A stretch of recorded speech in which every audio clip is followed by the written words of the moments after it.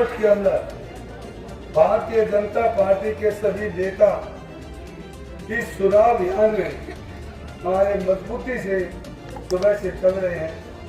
गांव के बुजुर्गों, नौजवान साथियों, सारे बच्चों, माता और बहनों, देखिए कि मैंने भारतीय जनता पार्टी ने जो विश्व की सबसे बड़ी पार्टी है उसने मुझे उम्मीदवार बनाया और उम्मीदवार बनाने के बाद आपका सहयोग, समर्थन, आशीर्वाद लेने के लिए आपके बीच में आया, क्योंकि अब तक लगातार कभी बदलाव की गुंजाइश नहीं थी। जो सामने वाला प्रत्याशी है 1996 से लगातार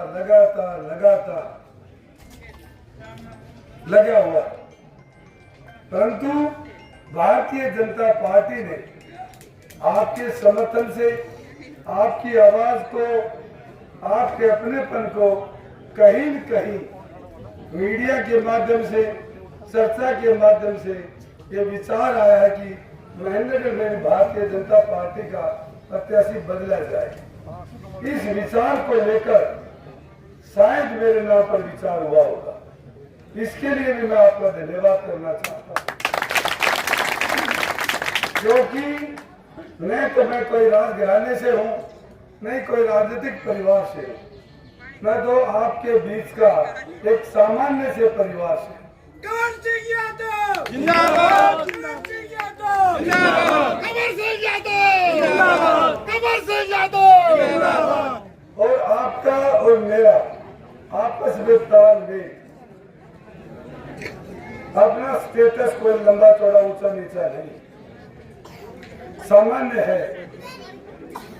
मुझे आपको बुलाने में कोई दिक्कत नहीं है, वरना कांग्रेस के जो प्रत्याशी है उससे मिलने के लिए भी 5-5, 6-6 साल को लगते जो गुड़गांव आ जाते। मैं आपका हूँ, आप मेरे हो, मैं आपके परिवार का एक सदस्य मानकर, आपका बीच का एक अपना साथी मानकर, भारतीय जनता पार्टी ने जो मुझे उम्मीदवार बनाया है, आपके भरोसे और आपके विश्वास पर आने वाली 5 तारीख को आपने जो उत्साह, प्यार, सहयोग, समर्थन गांव से एंट्री करते ही जो इतना ताकत दिया, इतना हमें स्वागत किया है, मैं जिंदगी भर आपका इस स्वागत को नहीं भूलूंगा, क्योंकि चुनाव तो लगातार हुए हैं, होते रहेंगे, परंतु जब प्रत्याशी आता है तो उसके रहन सहन, आवाज से, व्यवहार से प्रत्येक वोटर समझ जाता है ये हमारा बीच का है, ये हमारे दुख दर्द को जानता है, ये हमारे बीच में रहने वाला है, या ऐसे प्रत्याशी हैं वोट लेकर जाते हैं और 4-5 साल के बाद में अगले चुनाव में आपके बीच में आते हैं। ऐसा जनप्रतिनिधि यदि इलाके में रहेगा, उस इलाके का विकास कैसे होगा?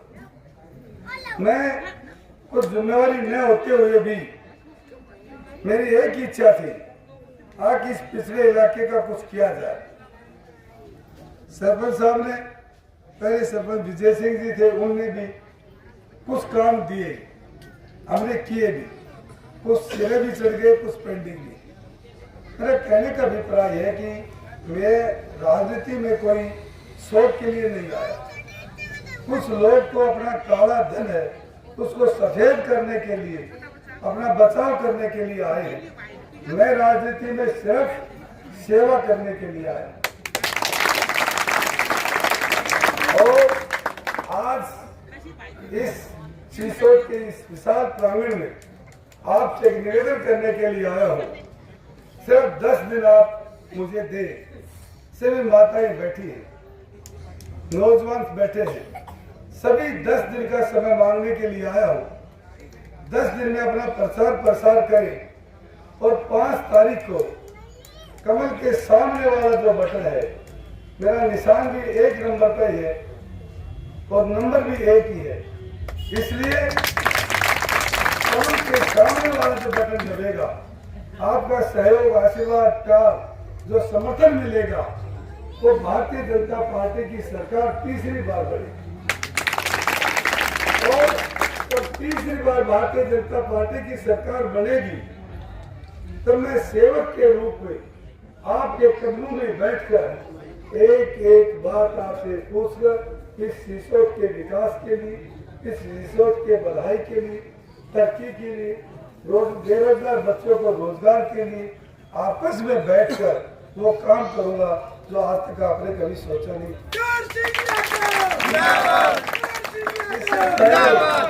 10 साल भारतीय जनता पार्टी की सरकार रही है और 10 साल के दौरान सीसोट के अंदर बेरोजगार बच्चों को काफी संख्या में रोजगार मिला होगा और वो बिना भेदभाव, बिना पर्ची के, बिना खर्चे के, बिना सिफारिश के आप देखिए 10 साल के दौरान कम से कम सैकड़ों बच्चों को रोजगार मिला होगा।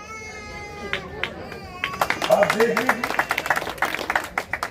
तो मेरे कहने का अभिप्राय ये है, भारतीय जनता पार्टी का मूल उद्देश्य है सबका साथ, सबका विकास और सबके विश्वास के साथ हम आगे चले। और मुझ जैसे कार्यकर्ता को एक साधारण सामान्य, वरना राजनीति के अंदर तो अरबपति, खरबपति, पूंजीपति वही टिकते हैं, लेकिन आपके विश्वास को ध्यान में रखते हुए पार्टी ने मुझे प्रत्याशी बनाया और चारों तरफ सभी लोगों ने चुनाव को अपने हाथ में लिया। सब लोगों ने मान लिया कि प्रत्याशी उनका साझा प्रत्याशी है, ये विशेष पार्टी का नहीं, हमारी राय के अनुसार से है, इनका चुनाव हम लड़ेंगे। इस भाव और उस उद्देश्य से मेरे भाई विनोद पवार ने बताया कि परसों ही हम बाबा जयराम दास के यहाँ चरणों में माथा टेक कर सभी लोगों ने इतने उत्साह से, उमंग से इतना प्यार दिया है, आशीर्वाद दिया है। हम उसी तरह से आपके समर्थन को, आपके प्यार को जिंदगी भर नहीं भूलूंगा।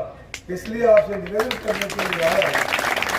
पार्टी ने जो विश्वास किया है, पार्टी ने मुझ पर जो विश्वास किया है, उस विश्वास को बना के रखना आपका काम। आप उसको हिम्मत दे, ताकत दे, ताकि राजनीति में और भी गरीब लोगों को भी स्थान मिल सके। इसलिए मेरे से पूर्व पार्टी के बारे में, पार्टी क्या कर रही है, भाई पवन जी ने और विनोद ने, तो ये जोशीले नेता है, विनोद कहते हैं शरीफ है, सज्जन है, तो मैं तो इसी से काम चला लेता हूँ। क्योंकि 4 दिन लगातार बोलते बोलते बोलते गला बैठ गया। और इस पार्टी की मैंने 30 साल तक लगातार दरी बिछाते बिछाते सेवा की है। 2 बार पार्टी ने मुझे जिलाध्यक्ष बनाया, प्रदेश कार्यकारिणी का सदस्य बनाया, सेंट्रल कोऑपरेटिव बैंक का चेयरमैन बनाया, लोकसभा का प्रभारी बनाया और फिर सेंट्रल कोऑपरेटिव बैंक का डायरेक्टर बनाया। और जब मैं बैंक का चेयरमैन था, जब भी महिलाओं को 25 करोड़ का लोन कम ब्याज के ऊपर मैंने देने की कोशिश की है। और अभी डायरेक्टर बनते ही 10 करोड़ की प्रपोजल फिर बनाई है। आचार संहिता है, आचार संहिता के तुरंत बाद सभी महिलाओं को ग्रुप के माध्यम से, सेल्फ हेल्प ग्रुप होता है महिलाओं का, उनके तरक्की भलाई के लिए, परिवार का पालन पोषण करने के लिए, अपने पैरों पर खड़ा होने के लिए, उनको किसी के सामने हाथ फैलाने की जरूरत नहीं हो, वो अपना धंधा अपने आप कर सके। सर उसमें अनेक ऐसे काम हैं, उसके लिए लोन की व्यवस्था केंद्र की सरकार ने की है। हमने हरियाणा प्रदेश की सरकार से भी उसके लिए कुछ योजना बनाई। तो इसलिए मैं आपके बीच का रहने वाला हूँ, आपके एक एक काम को मैं जानता हूँ। इसलिए निवेदन और प्रार्थना करने के लिए आया हूँ कि 5 तारीख को कमल के सामने वाला जितना बटन दबाओगे उतनी ताकत मुझे मिलेगी। इसी ताकत से पार्टी की सरकार तीसरी बार बनेगी और तीसरी बार सरकार बनते ही आपके बीच में बैठने का पता नहीं लगेगा मैं अच्छा हूँ या बुरा हूँ। एक बार आप मुझे जिम्मेवारी देकर देखिए, तब पता लगेगा काम के करनी और कतनी में अंतर कितना है। मैं पूरे 5 साल तक आत्मा से, मन से आपको विश्वास दिलाना चाहता हूँ कि आपकी भलाई में, तरक्की में, आपके विकास में कोई कसर नहीं छोड़ूंगा। और 5 तारीख के बाद इसी जगह आपका धन्यवाद करने के लिए आऊंगा और तब आपसे सब बातें साझा करूंगा। और 5 साल तक लगातार आपकी सेवा का मैंने प्रण लिया है। सेवक के रूप में आपकी सेवा करूंगा और विशेष तौर से सभी माताओं से मैं निवेदन करना चाहता हूँ, क्योंकि आप जब आगे बढ़ेंगी, जब आगे आप विचार करेंगे तो आपका प्रचार प्रसार में मुझे 4 गुना ताकत मिलेगी। इसलिए आप 5 तारीख तक काम करें। उसके बाद में जिम्मेवारी मेरी है। एक बात प्रयत्न करूँगा, आपने मेरी बात को ध्यान से सुना, मान सम्मान किया। समस्त ग्रामवासियों का मैं दिल की गहराइयों से आभार प्रकट करता हूँ, धन्यवाद करता हूँ। जय हिंद, जय भारत।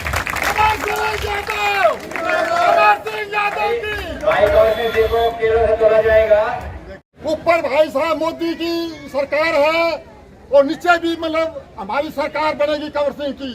हम जो कि बुढ़े मातृशक्ति है या आदमी है, जो आदमी है उनको भाई ये चिन्ह ढूंढने की जरूरत कौन है।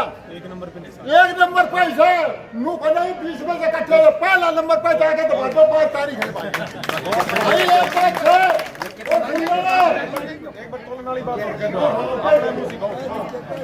एक बात सुन लेना ध्यान से, इनके भाई सिसोट गांव के 60% वोट मैं ये कहता हूँ कि कंवर सिंह को 1 लाख वोटों से जिता करके हम चंडीगढ़ भेजेंगे और डिप्टी सीएम बनाएंगे और आपकी जो की छोटी मोटी जो कमियां हैं वो पूरी करेंगे।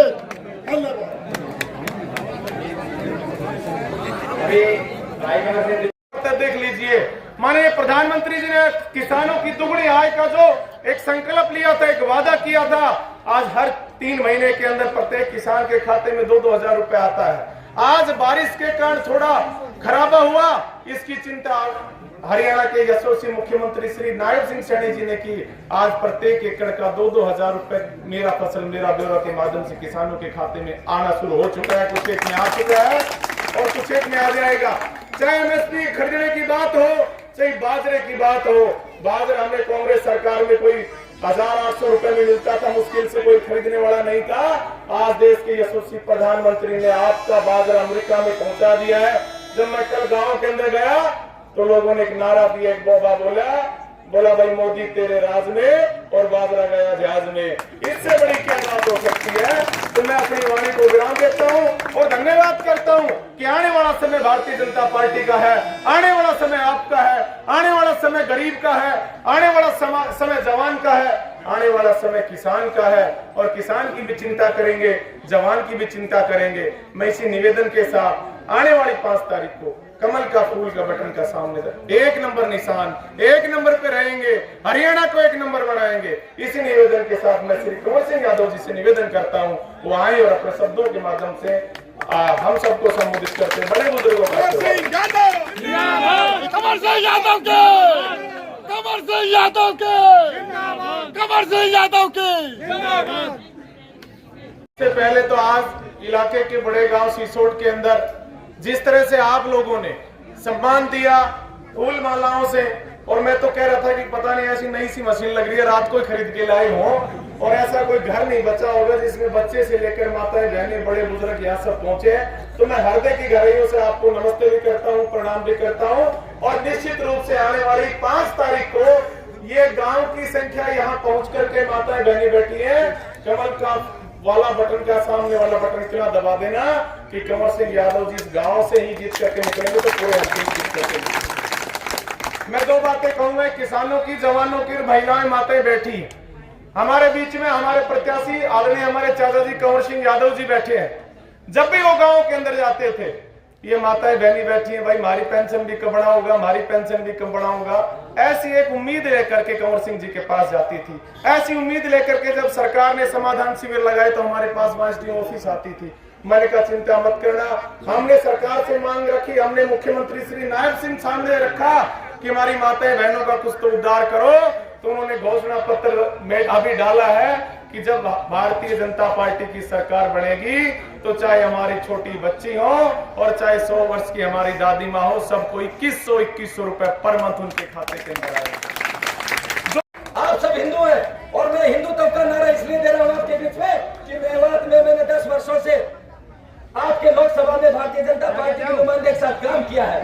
वहां वो समुदाय आपको पता क्या बोलता है, गांव भर आ गए, भट्टे मारो सुसरन के, ऐसी बात होती थी। जम्मू कश्मीर में आपके फौजियों के पत्थर मारे जाते थे, लेकिन जिस तरीके से आपने लोकसभा के अंदर अपने प्रत्याशियों को जिताकर केंद्र में मोदी सरकार को बनाकर आपने एक सराहनीय कार्य करने का काम किया है। आज भारत में विश्व की 5वीं शक्ति बनाने का आपने काम किया है। तो मेरे बुजुर्गों, आपके बीच में अपनी बातें कंवर सिंह जी रखेंगे, मेहनत तो वो नहीं लग रही है तो फिर छोड़ना ही पड़ता है। नहीं, संदीप सिंह कैसे नेता हैं, अच्छे हैं या कंवर सिंह अच्छे हैं? ये तो मतलब देखो, ये तो काम करने के दोनों अभी नए हैं। ये तो आगे चलकर जो राजनीति में आएंगे तभी मालूम चलेगा, लेकिन वैसे उठने बैठने से हमको मालूम चल जाता है कि भाई ये कंवर सिंह मतलब काम करने वाला है। संदीप सिंह पिछले लगभग 15 साल से यहाँ पर एसडीएम रहे हैं। हाँ। क्या आपने उनको जांचा परखा नहीं है? जांचा परखा नहीं है, कैसे हैं? नहीं, वो तो जांचा पर्चा वो तो पता है, सभी को चल जाता है। आजकल दुनिया अनपढ़ नहीं है, सब पढ़ी लिखी है, सब जांच पड़ताल कर लेते हैं, सबको पता चलता और है। कंवर सिंह जी भी डायरेक्टर रहे हैं, कोऑपरेटिव के चेयरमैन रहे हैं, तो उनमें आपने तुलना की है, किसको अच्छा मानते हैं? हाँ, मैं तो ये कंवर सिंह को ही मानता हूँ। कंवर सिंह। सुबेदार राम सिंह। तो आप पिछले कई सालों से पूर्व एसडीएम संदीप सिंह के प्लेटफॉर्म पर भी देखे गए। क्या आप बीजेपी में मिल गए हैं राव कंवर सिंह के साथ? हाँ जी, बिल्कुल। कब से छोड़ दिया है आपने उनका साथ? मैं तो अभी तो कई महीने हो गए। कई महीने। कैसे, क्या बात है, कौन से उम्मीदवार अच्छे हैं? क्या आपने यहाँ अच्छाई लगी, वहाँ बुराई लगी? मेरे को तो जी यहाँ से अभी कंवर सिंह को जो कि टिकट मिलने के बाद में समझो कि ये तो कंवर सिंह की ही मतलब ये काम करने वाले हैं और बहुत दिनों से इन्होंने यही इनकी ही जीत होगी और यही को ही हम चाहते हैं। ये पब्लिक है, ये इनको चाह रही है। आपने संदीप सिंह को कैसे छोड़ दिया, क्यों छोड़ दिया? देखो जी, कोई क्या नाम है? सुर सिंह जी, कौन सा गांव? सीसोट। तो यहाँ क्या स्थिति है? कंवर सिंह जी जो अभी आए हैं। फुल बटा फुल में है जी, फुल जोर सी। जी हाँ जी। तो आप बीजेपी को ही वोट क्यों देंगे? बीजेपी को नहीं देंगे जी, हमारा कार्यकर्ता ही बढ़िया आया है। आप अब जुड़े हैं, कितने साल से कार्य करता है? कैंडिडेट बहुत बढ़िया आया है जी। अब मैं जुड़ा तो काफी साल से हूँ। कितने साल से जुड़े? मैं जुड़े हूँ 15 साल से। 15 साल। हाँ, उससे पहले कांग्रेस से। नाम है? कंवर सुर सिंह नाम से। कहाँ से हैं? सीसोट से है, कंवर सिंह के साथ है।